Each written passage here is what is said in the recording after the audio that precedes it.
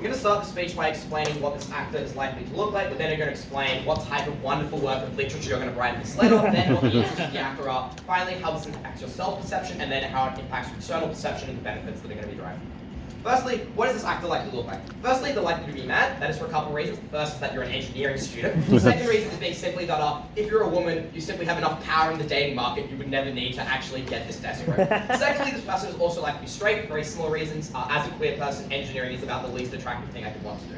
So, moving on then, what else are some other factors about this actor? Firstly, you're probably likely to be of average attractiveness, mainly just because there's no reason to suggest why otherwise would be the case. But this probably means that your biggest problem is likely to be shyness or a lack of self-esteem, hence why you feel that you're unlikely to be able to write this letter. Note this doesn't necessarily mean that you are not a charismatic person. The info slide merely states you believe you're not charismatic. Those two things are obviously the same. Finally, you're probably likely to be highly intelligent, and also the fact that you're questioning whether or not you make this decision probably means, and as I'm going to explain the process, you're probably likely to be like a relatively decent person. So, what is this letter likely to look like? Firstly, it has to fulfill a couple of criteria. One, it's probably going to identify you by name. That's really simply because if it doesn't identify you by name, it's pretty minimal. If they do want to say it is, we probably just get the easier slammed on for the reason I'll explain it later.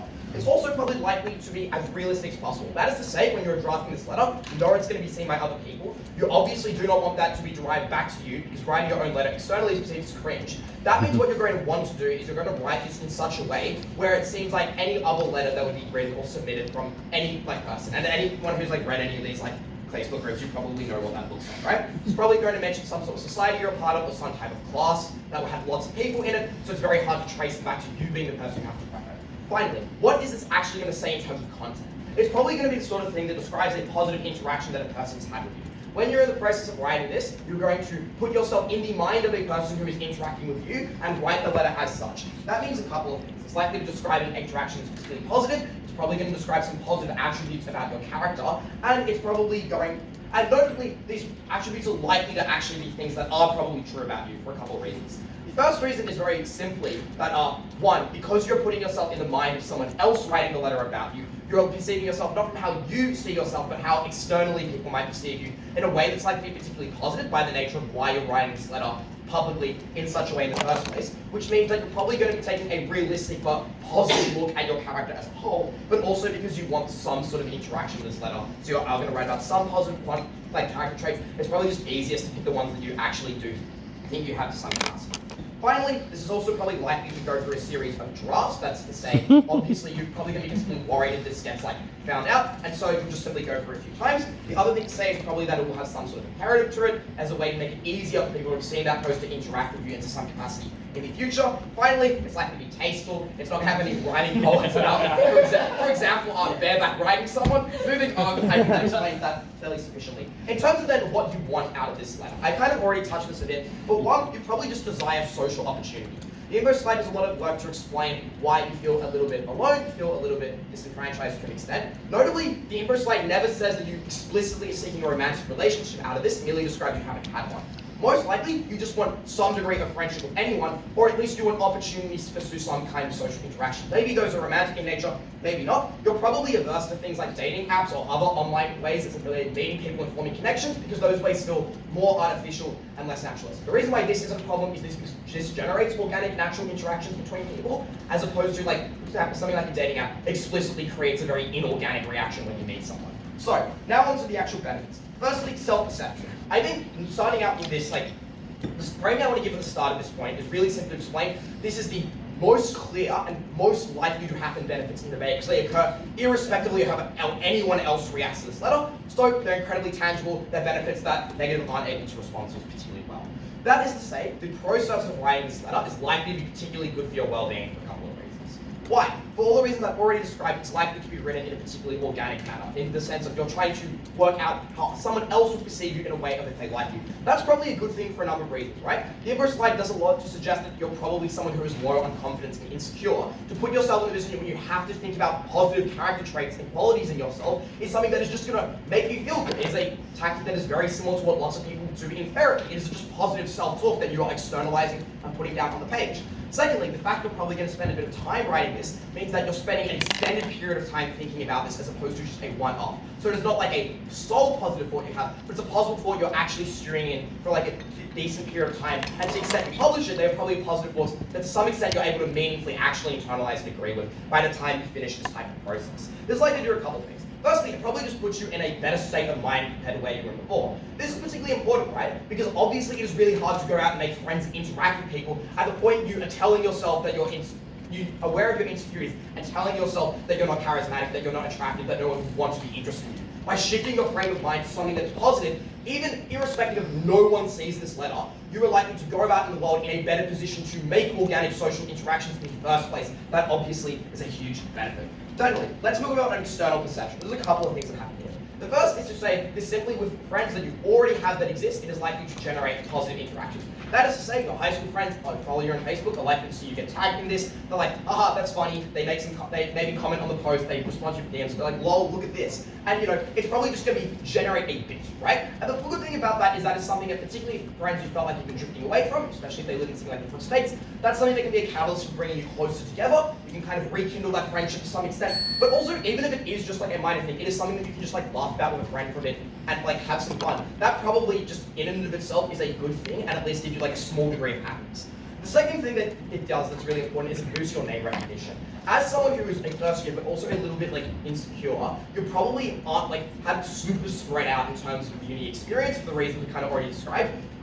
What that means then is that when a bunch of people see this post, it at least puts you on their radar. For example, if you was like, say for example, as you might well do, you frame this interaction something that happens within an engineering society thing, other first years who would be in that engineering society now know your name, are likely to remember any interactions you have. And so now as opposed, you somewhat differentiate yourself from the rest of the pack. So when people see you next time, their name like kind of connects back to this Facebook post, and so they may be more likely to interact with you to some extent because you're slightly less of an opening, so they know something about you. And also this post is probably just, given I've already explained why, it's just going to probably say nice things about you. When someone knows that someone is nice beforehand, you are just more likely to interact with them because you are less worried about whether they're going to be a creep or a weirdo or a bad person. You're probably likely to think, oh, this person I've heard is a good conversationalist, etc., or listens really well. That is something that is going to make you more likely to go and engage with someone. That is probably the biggest impact in this debate because the very simple reason that it increases the amount of opportunities you have to develop organic, positive relationships with other people. That is the whole reason why you're writing this letter,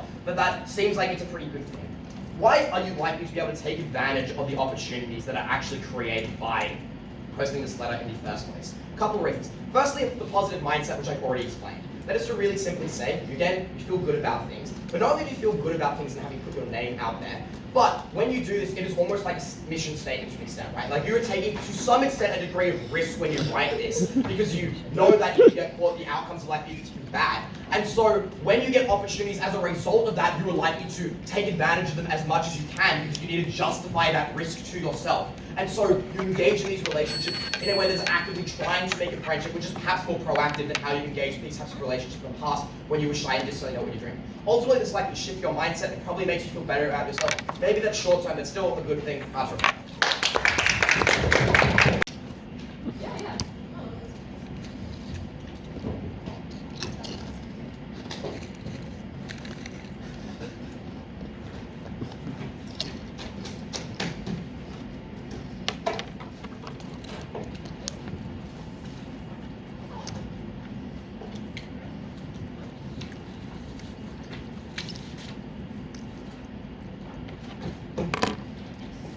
Unbeknownst to this actor, this is not the way that you get opportunities arising and having a way to have a fulfilling social group. There are other more productive means by which we can do this and in ways which we can avoid the harms associated with this sort of activity. Firstly, on the actor, we agree this is probably going to be the average Joe Jane, but I wanted to point out that they have gone a whole trimester in their first year having not made their friends. And it's important to note that this is the way, it is quite easy for you to make friends in the first trimester because there are structures such as icebreakers, O-weeks, and things like that that make it easier for you to facilitate sort of friendships. And notably, in your high school, where you have lots of, you're in the same proximity to the same people, you've had you've only been able to become a peripheral friend in this sort of friendship group, and this group has sort of dissolved after having left high school, this implies that you do lack confidence and you lack social skills. You're probably shy, and you probably haven't engaged in the sort of co-curriculars that like you inevitably end up with friends by doing. So the metric for this debate is just like which side allows you to overcome this sort of social sort of angst and allows you to have more of a social network as a result. So this brings me to my first point of substantive, which is simply how do we achieve this goal? We believe that the most productive way is just to address this sort of issue is to have more hobbies, specifically clubs designed with the purpose of facilitating sort of friendship groups and building networks. Like I would much prefer that this actor goes to an engineering society. Notably, these societies like make efforts to attract new members, and this will allow them to have better social interactions. And this is a far preferable option for a few reasons. Firstly, you just become like a better person now that you have something to talk about. You've got skills and things that now allow you to become a bit more charismatic. Secondly, like obviously you easily meet people because just like you have more opportunities for incidental conversations or just like serendipitous discussions about things. And notably, these people are probably going to be forgiving if you make mistakes because they want to like have a thriving society. It's the best way possible for you to build your confidence. And thirdly, this is just like preferable because it takes you away from whatever insular activities that have probably prevented you from making friends in the first trimester, probably like video gaming. I don't want to typecast. So like it allows you to like become more productive in ways that like allows you to have like a social network. So now moving on to why writing a post is just like a bad idea. I have a few reasons. Firstly, it probably would make you feel bad as a person. You are going to like willingly engage in a manipulative and deceptive act. Not only is this cringe, but it's also just like an act of desperation that you have to pretend that you are somebody else in order for to like have some sort of social network, and nobody else does this, so you're like probably thinking, what is wrong with me? Why do I have to resort to such drastic measures just to have a sort of friendship group? And secondly, like the person you're describing is not going to be you. Surely you can like make efforts to draw parallels to who you are. Like you're not going to be completely disingenuous, but you're probably going to want to characterize yourself as a person who you think that other people would want to be friends with. And now you are emphasizing the fact that you are not this person. You're drawing a direct comparison between who you want to be and who you are not. That is just going to make you feel bad and feel even worse. Thirdly, there's probably going to be some sort of constant fear of getting caught. Even if this isn't rational, you have like attempted to do something that is like, you probably believe that it's like not normal. Like you even if it's like not likely for you to get caught, you're going to have this irrational degree that you are a fraud. And like you're probably thinking like, what if my writing style is what gets me caught? Maybe I did a spelling mistake, or like random things. You're an engineering student. Maybe you think the IP can be tracked. I don't know. All of these sorts of things that weigh on you heavily, such that you feel bad than you would otherwise have felt, meaning that you have a worse life in general. Secondly, there's also a time that is going to be invested into this. Refer back to my characterization of this person. This guy thinks that this is the only way, or like the best way for them to make friends that they are desperately trying to have. Such that they are probably going to be quite involved in this process. They want to think about what is most persuasive. We heard that affirmative teams say that it's probably going to be modeled off existing posts. Yes, that takes time for you to like sit through posts and analyze what is like probably most effective. You're going to have to like spend some time fleshing out the person who is describing you, such that you have some sort of social proof. You're going to have to discern what are like the most flattering characteristics that they want to do. And note again, this engineering student is probably going to have some sort of attention to detail, such that this is going to take up valuable time. But not only in the crafting process does this take time. Once you've published it, it's not like unreasonable to suggest that this person is going to probably want to constantly refresh this page to see it has if it has gained traction, such that like they're probably going to be terminally online and try and like track this for quite some time. And note that like this probably won't get traction.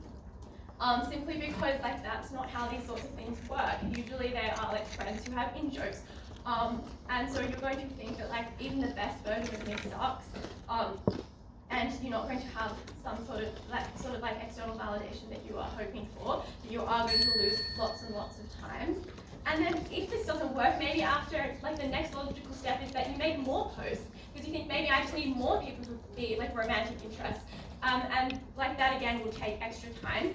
The impact of this, on top of the desperation, is that it's just like, there's a set of reasons why like nothing good will happen. You're not going to get a friendship out of this. And in fact, you're probably going to get negative engagement. A lot of people online are like, are predisposed to being like trolls and things like that. People might like class this as like, is this some sort of fan fiction? This is like not normal. And even the like possibility, this even if it's a small possibility, this negative engagement is like, you're already quite fragile in terms of like your self-esteem. This is only going to heighten it, such that there is going to be no positive benefit whatsoever to doing this. But again, it's not just about this won't work. There are some sets of harms associated with these sorts of this activity. Again, you're going to feel bad if this doesn't have any traction, or even if it does have traction, you're going to feel disingenuous and feel like you're a fraud. But not only that, you are wasting valuable time that could be spent on doing more constructive things. You instead of going to a society and trying to like make genuine friendships by that means, you are going to like waste time, and this is like an opportunity cost that is simply like nothing. It's not warranted, considering that there's nothing good that's going to come from this overall.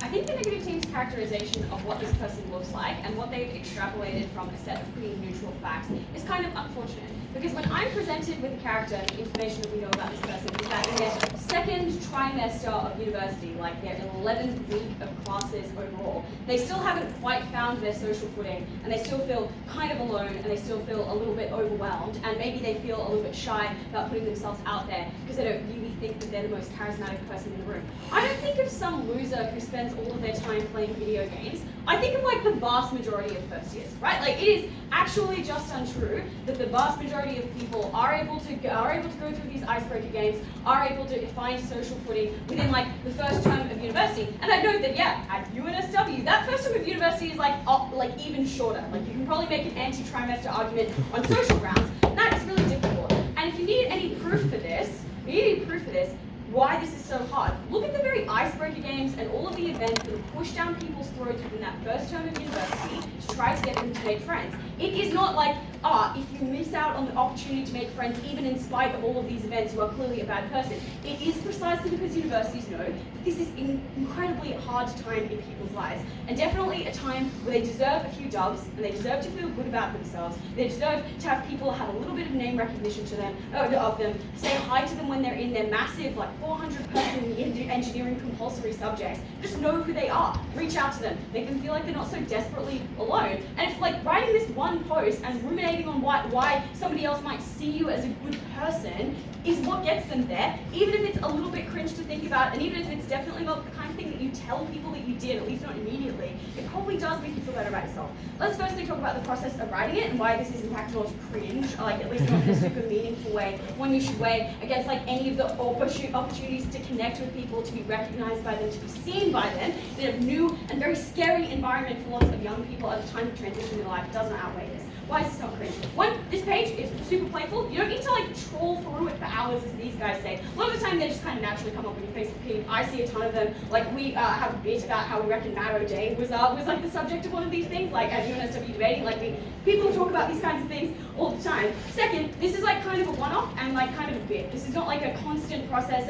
If anything, I think that people find the experience of constantly trying to put themselves out there on dating apps far more cringe and off-putting than making a one-off about yourself. That is a far worse way on the metrics of cringe there. But third, it probably doesn't take an enormous amount of time. You probably don't spend an enormous amount of time thinking about it. Just for the very simple and I guess low-hanging fruit reason, you're a student, you're kind of busy. But fourthly, I actually think this process is super helpful when you're visualizing yourself through another person's eyes. Part of the reason that I'm so annoying to date is whenever somebody compliments me in a really generic way, like says that I'm cute or says that I'm beautiful, my next question to somebody who's had self-esteem issues in the past is usually why? Like I would like to know why it is that they have made that observation about me in that moment. And like if they, like a lot of the time they do oblige, and it does make me feel better, and over time it has had a tangible impact, viewing myself through somebody else's eyes, thinking about what that person might find appealing. And if you've ever had a serious long-term relationship and you don't have a super tight circle of friends who compliment you, as the vast majority of men do not, because they do not compliment each other enough, they do not often have close enough friendships, especially at this age, like somebody has probably never reflected back to you why they think that you're a good and desirable person to have around, neither in those explicit terms, in either a romantic context or a friendship context. And if what it takes is you reflecting on that yourself, and then having some people see you tagged in the comments and go, yeah, that's really funny that somebody made a love letter about you, and then say hi to you the next time that they go to your engineering lecture, that's an amazing benefit. Secondly, though, let's talk about opportunities for friendship. What do they say? They say, one, join NSTOC. When you sign up for a degree, register for a degree at this university, you're usually signed up automatically to the corollary society of that degree. You are likely already a member of NSTOC, also not mutually exclusive, sorry. Second, they say you probably suck because, you have insular hobbies, which I know that the existence of keyboard conventions that people have social activities attached to probably suggests that there are no insular hobbies. I have tons of friends that I've made gaming, all those kinds of things. They say that maybe you're socially incompetent. I think the introductory material I give just kind of get that dead in the water. And there's just a series of assertions and low blows about what this person might be like. You probably shouldn't believe. Many people are in this position. I was in this position. Many people in this room were probably in this position. Why did we explain that you can get mates? One, we tell you that when you get tagged in these posts because you're recognizable from a kind of funny and cute thing that says, well, this person seems shy, but they were really funny when I got to know them, super cute, cutie in my lecture. And they're like, oh man, W Riz, and then tag it in the comments, and it brings back all of your old high school friends who are now across the country and be like, oh yeah, I remember that person exists, and maybe they message you. That's something that's strengthening those friendships. Secondly, the people who tangentially know you. I still get people after a comment I made in our first year law chat while we were doing exams over COVID about how after my torts exam I was comforted by my brand new weighted blanket. I still get people being like, are you the weighted blanket girl? Should I buy one? That is genuinely a series of interactions that I've had over the last few years. Second, and that's just a massive thing that tends to happen in these universities. The third one, I guess the corollary of that is what Jordyn would desperately like me to run, which is that you can better access student politics when you have a lot of name recognition. You are infinitely more likely, if you have name recognition as a first year, to get shoulder tapped, to run on somebody's, ticket for SRC, or any of those kinds of things. And you obviously can make a ton of friends for that. I've been to a few of those events. They usually have a pretty sizable bar tab, pretty fun. Then, let's talk about the dating process. I'll first start this thirdly in this speech, let's talk about the dating process. I will start this point with a couple of observations about dating as an engineering student. The first is that it's very hard to break into other degree dating pools while you're doing dating pools normally for you. One of these reasons is just UNSW reasons, which is the engineering stuff is down here, it's those buildings right there. And all of the arts hotties with the septum piercings and the pink hair are up at the other end of campus, and there are lots of stairs between you and them. They don't want to come down here. All of the law girlies are busy chasing their finance bros who are doing finance law degrees. They don't particularly want you, they don't particularly not looking for you either. So it's really hard to break into those dating pools when you don't have any exposure to them. And secondly, your own degree pool has many dudes and very few chicks, but a lot of those dudes are just bastards and have reputations for being horrible to women and creating incredibly toxic environments for them. So, while the number of people that you have competing for a relatively few amount of women who are in your degree field is high, the quality of any one of those individuals is quite low. So it's relatively easy to distinguish yourself in meaningful ways from those people reputationally, including in this regard. One, this helps you do the thing of this helps you access the septum piercing social justice hotties that are up at the other end of campus through things like name recognition. At the best, you get a DM slide because engineering students are extremely desirable. They have massive earning potential. They have clearly proven that they are very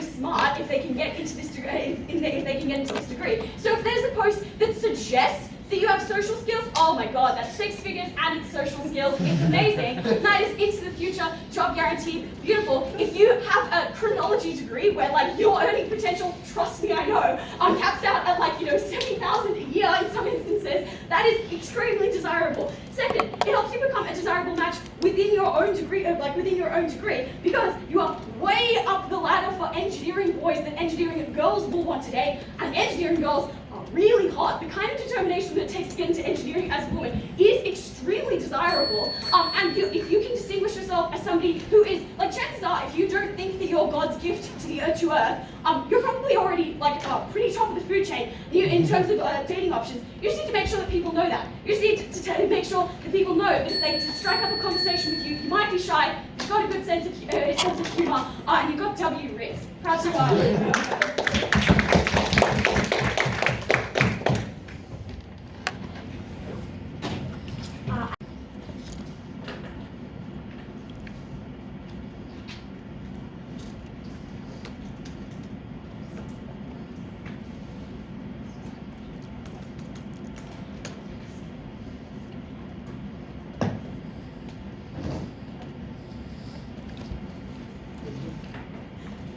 The question I have about this phone routine case at the end of 2 speeches is, what happens if no one sees the post? Because no part of that case is able to deal with contingency of the fact that there is lots of posts on this, most of them get no engagement. The ones that tend to get engagement, if people don't know the post in the post, are the ones that are kind of outlandish or weird, or like something that is not actually a love post or something about someone being a nice friend. And the fact that you don't have a bunch of friends means I don't know who tags you in it in the first place.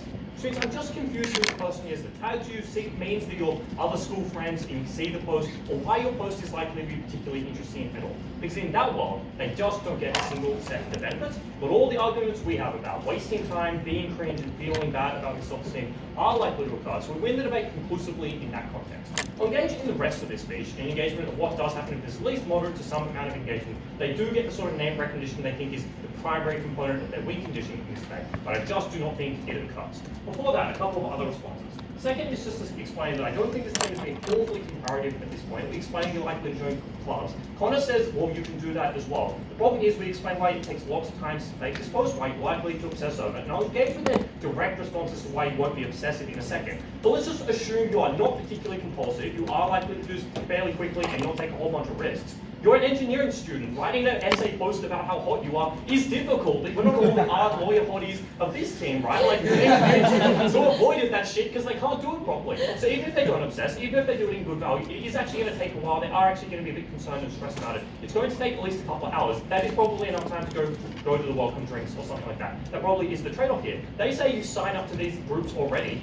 Yeah, it doesn't mean you go to the events. I don't care. Like, there's no value being on the mailing list if you don't go to the thing. Next claim they make here is, well, are we all, sorry, before that, the next half of Connor's speech, the last couple of minutes, is like, well, this is maybe really good for your attractiveness. I think there's a couple of problems with this. First, attractiveness and obviously ending up with a partner is something that requires more than surface level attractiveness, which means this team has to win the clash on you being charismatic, not rather than just having a bad perception of yourself to get this benefit. The second thing is, I think you should just make friends first. They have a way larger set of benefits. It's going to make your education far better. It's going to make you enjoy the whole period better. But even if you just make friends, just like fuck your friends afterwards, it's something fine for me. First question, let's ask ourselves, how bad are the social skills of this actor? Because a lot of the characterization clash in this play hinges on this question. The first thing we identify is you failed to make friends at university so far. We have a series of mechanisms in Anna's speech that don't really get engaged with Connor to explain why this process is, yes, a little difficult, but universities are incredibly good at targeting the way to engage with this. They give you lots of icebreakers, they give you lots of time with people. And frankly, you only just managed to make friends at school. Universities do their best to replicate those conditions of a classroom and spending lots of time with you. And you failed to do so in 11 weeks. That is quite a long time. You usually have made friends at school in this period. But it also signals that, one, that school friends, a group you had before, weren't so particularly successful, you weren't that close, it broke up after school, like it's not really holding together. So you weren't particularly good at having social skills in that context either. It probably signals you've had two totally new opportunities in pretty much ideal conditions to make friends, almost ideal, and you have not managed to do so particularly successfully, which means this actor specifically needs the context that really, really forces you to spend time together in clubs and stuff like that. That is the solution we present in this case. So yes, it's not super easy to make friends in a university. I don't think this debate is about like us, because we all joined debating and made heaps of cool friends, and that worked out really well. This person probably hasn't joined a club, hasn't joined a sport or something like that. So yes, it's not perfectly easy. This person has failed multiple times. This person can't like remember to ask their friends to maybe play Minecraft or something like that. But they're school friends. So they have a whole bunch of other indicators that they have more social skills. They're a fucking engineering student, for God's sake. This person clearly is not a social butterfly. I think the fact that this team relies on this idea that you are secretly charismatic and just failing it, you're probably pretty logical, right? Like if you're an engineering student, you've got a good eye for detail. I think that means your self-critique of yourself, your own characterization of how charismatic I am, is probably reasonably consistent, reasonably good, reasonably accurate. So I don't think this person is nowhere near the socially, social skills are nearly as good as this team says they are. But let's be a little bit more generous. Let's presume this team does have a set of social skills they have anyway. You're not really applying them in any particularly useful situations yet either, right? Like you have missed a series of opportunities that hasn't worked. So you probably just need to give yourself more and more opportunities, even if you are charismatic, even if you do have social skills. It's unclear specifically why their name recognition mechanism is the solution to that. But new situations where you spend more time with people, more time in classrooms, more time in clubs, probably is the alternative solution in that. So both I explain why this person doesn't have the social skills this team thinks it does, and I explain even if they do have the social skills this team explains it is not enough for them to win the debate. What are our alternative solutions? We explain you need a classroom-like situation, you need ones where clubs have an active incentive to keep you in, be incredibly friendly with you, and point out you do have social skills and build those up by proving people like your friend and friendly to you and stuff like that, which means you'll be more charismatic and more friendly and more comfortable in those situations going forward, which means maybe you make friends in a club burst, and then the next semester you're capable of making friends, the next situation you'll likely be able to make friends in classes, which kind of snowballs this, but because you just have simply its role model, you understand how to make friends, you've done it now. Even if, frankly, those are not organic friendships, like it's an older debater being friendly to you, right? And they do so because they want novices to stick around. That still signals to you that you can do it, even if it's fake. You're unlikely to think that incorrectly. It does give you additional confidence. So I think it is in that situation you make those friends. Frankly, even if this team doesn't think you spend much time, enough time to make the trade-off making the poster go in a club, maybe just send your friends like a Jackbox and invite play some friends to school. Maybe that'll just make you feel a bit happier. That's probably valuable as well. Let's talk about what this post looks like and explain why it's not likely to be particularly good. First, I've already identified in the speech, you're not a student, you're not a very good writer. Second, you're likely to obsess over this, and again explains this, you're likely to be detail-oriented, you're an engineering student, you're likely to obsess over this. The fact that this is the avenue you think might be successful, might be the way you do this, means you are just a little socially awkward, which means you probably identified yourself, you're not really sure what is and is not desirable in a social situation, which means you're likely to obsess over all the other posts, which means you're just overthinking it, you're unlikely to truly understand this properly, which means I think when Connor says this person doesn't have enough time to do this for us, this is probably incorrect. You're a student, you probably do have a fair bit of free time. It's unclear that you have long-term work or anything like that. But even if you don't have the capacity to spend all this time, you probably have the incentive, which means it now starts overriding other interests. Maybe you spend so much time drafting this post and obsessing over how many likes there are, you get to put deodorant on, then you definitely can't talk to the girl. So I think the second claim this team makes is that this post is likely to be very realistic. And the problem is, if you actually go through your notes and listen to the mechanisms Dan has at the start of this debate, it'll be realistic so people don't find out. It's unclear why you can't make that charismatic picture kind of unrealistic, but it's a series of hidden facts about you. Like the reason why people don't know you yet is because people don't know you yet, they don't know all your characteristics, which means you can write a fake characteristic and it still appear new. You can say actually this person is secretly buff, right? And they wouldn't know because they haven't seen you out of anything but jeans and a baggy jumper. So it's unclear why realism is actually a thing that finds it out here. But more importantly, even if you have some incentives to be realistic, there's a competition mechanism going on here. There's so many posts that end up in these love letters, which means you have an incentive to read the other ones, make it more sensationalized than the other ones, which means you are likely to make it unrealistic to make sure to do your best to get attention, but you're still not likely. Why is even a good post, which I've just explained why it's not likely to be a good post, why does a good post not even work? And this is their name recognition claim, and this is really the practical benefit that their case hinges upon. They have this idea that you have name recognition, which means you'll be the weighted blanket person. The problem here is Connor is very socially capable and she's very good at having conversations with people. This actor is not. So Connor can use that additional opportunity of being known to generate a friendly conversation, which means that someone actually knows you and becomes friends with this person. This person is far less likely to be able to do so. But even if that's not the case, it's very easy to bring up, hey, you're the weighted blanket girl. There's nothing embarrassing about that. Being the person that admits that you read all the love letters and are willing to start a conversation with them, that's socially awkward. These groups are cringe, they're not cool. And the fact that you accept that you're willing to start a conversation with someone about it means you're admitting you're uncool, something people do, so they won't start conversations with this. That explains why this team loses the debate, even if the post is good, and it's unlikely to be. For a class again.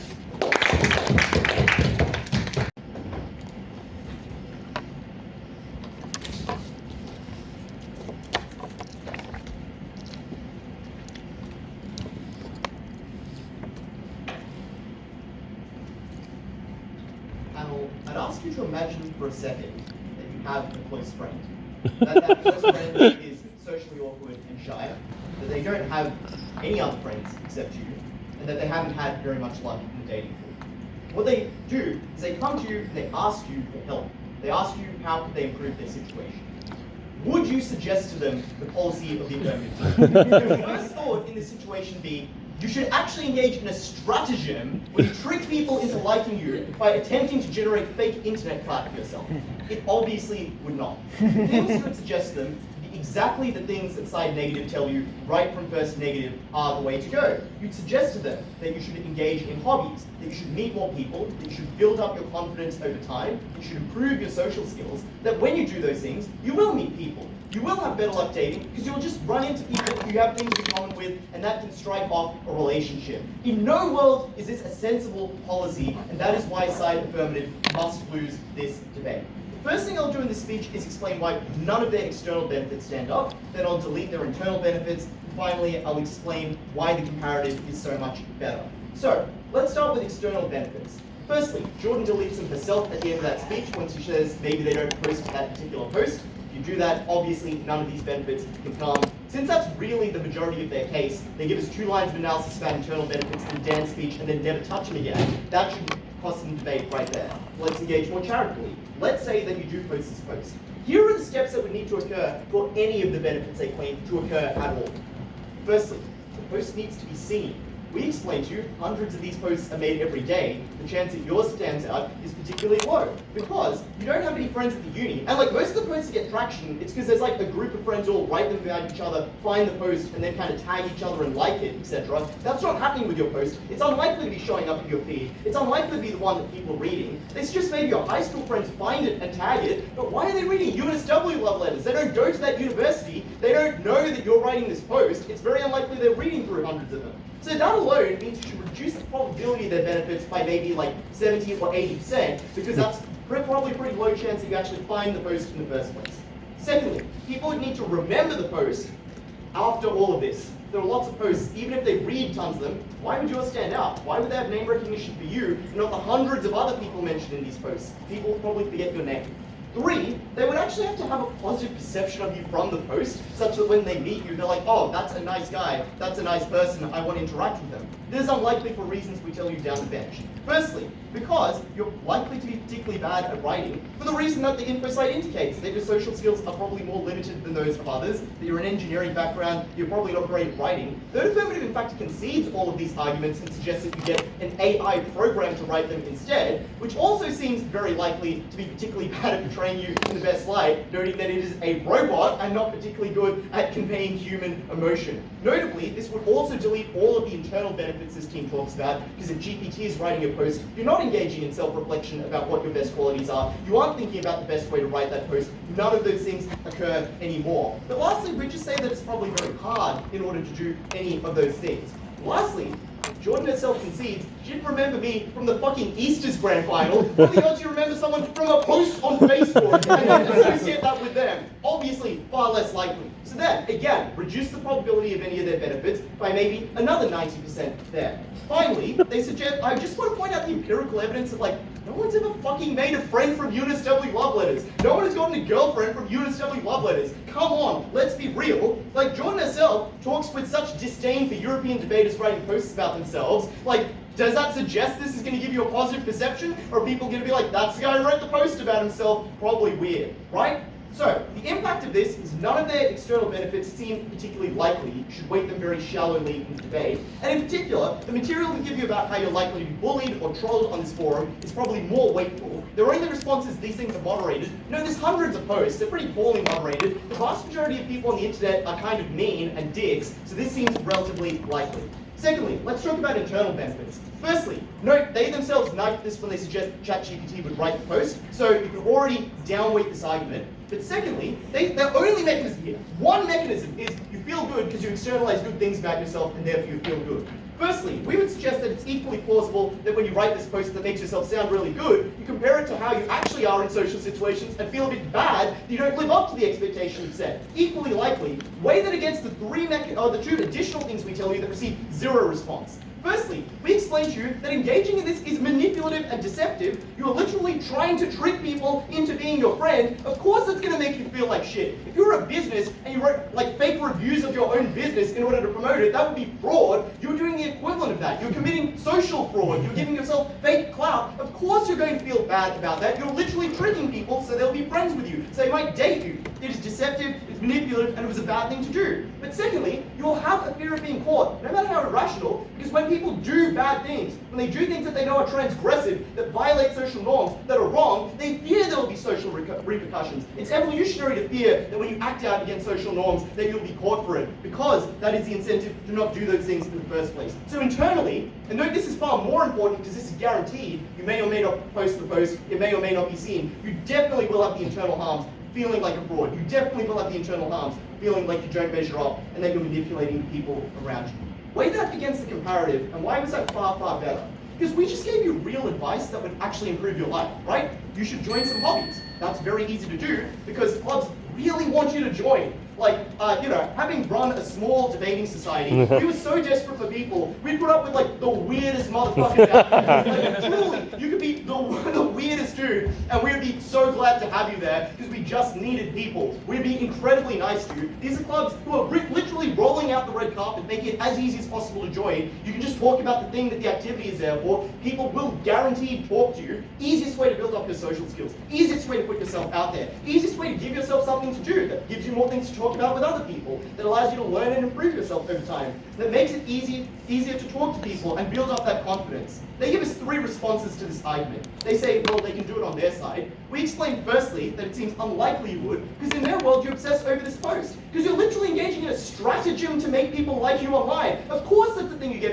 obsessive about. And just listen to Dan's speech, because they backtrack so heavily. In Dan's speech you're writing multiple drafts, you're thinking over it for days, you're obsessing, you're checking, etc. By the time we get to Jordyn, it's the exact opposite. ChatGPT writes it in 2 hours and then you just post it and move on, right? They don't even want to defend their own case because they know it's a losing one. Second response they give us, additionally we tell you there's a time cost to this, obviously, but beyond that, you could obviously just do more hobbies on our side or not have the harms of doing that. Secondly, they say it's hard to put yourself out there. I've already explained why this would be the easiest possible way to do so, probably easier than writing this post and having to engage in that self-reflection. Lastly, they say this might not help with dating. Dating should be the least of your concerns. You should work on fixing your social skills, on building up your confidence. Dating can come later. You didn't need to do everything at once. We never said you should go on online dating. That was a false comparative that they gave you. Look, at the end of this debate, like, this actor probably has poor social skills. They probably lack confidence. That is not an indictment on them as a person. That's just something that happens to be true for them. And as long as you're honest about it, there's nothing wrong with that. But what we'd say on side negative is you should just admit to those deficiencies in your skills and you should work on them. You should build them up and you should make friends that way. You should not lie, you should not cover up those problems, you should not chase fake internet clout and deceive people into being friends with you. Side with a team that backs honesty and improvement.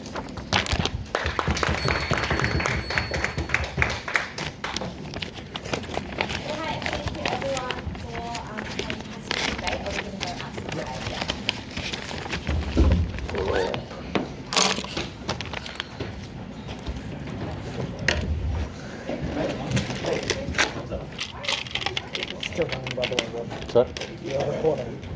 Go.